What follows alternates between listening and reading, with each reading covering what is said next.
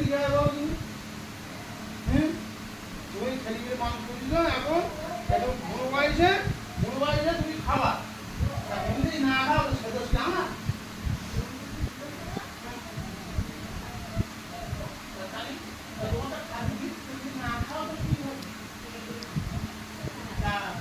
ওই কারণে ওই ফল করে নিয়েছি, হাতে খাবা, খাবা,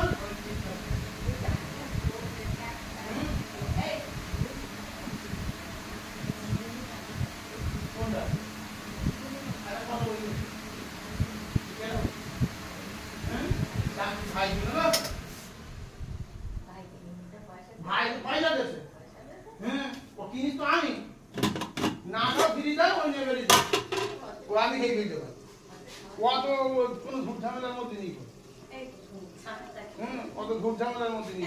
এখন এই রোদি বেরোচ্ছি, যদি ইয়ে নেই না থাকে তা আমরা তো ওই গিয়ে বাতের মধ্যে গিয়ে তো ঢুলি বলো রবার্ট বলবো তো। হুম,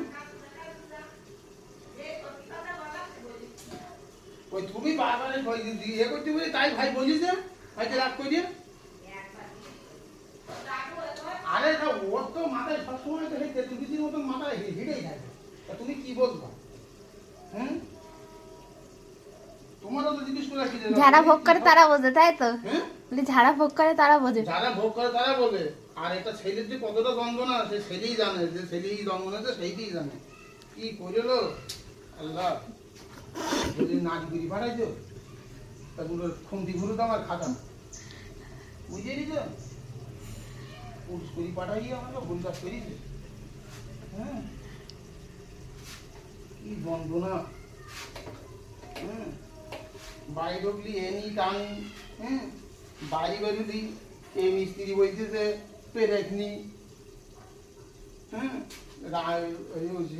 যেখানে কাজ সাইড রান্না হচ্ছে সেখানে গিয়ে সে বলতে ঝালনি তরকারিটা কি করে রান্না বলো তুমি?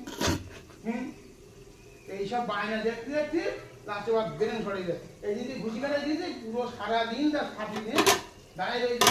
কি করবো, আগের দিন গিয়েছে এইসব চান্দনা পুড়ি গিয়ে বাঘের মতন ছেলে কাকের মতন এই যাচ্ছে, কেউ তো একটু ভিডিও দেখে না। ওকার সঙ্গে ফিল থাকে, ওখানে ওই লেবার টেবার কি রান্না করে খাই দিয়েছে ওর সঙ্গে থাকলে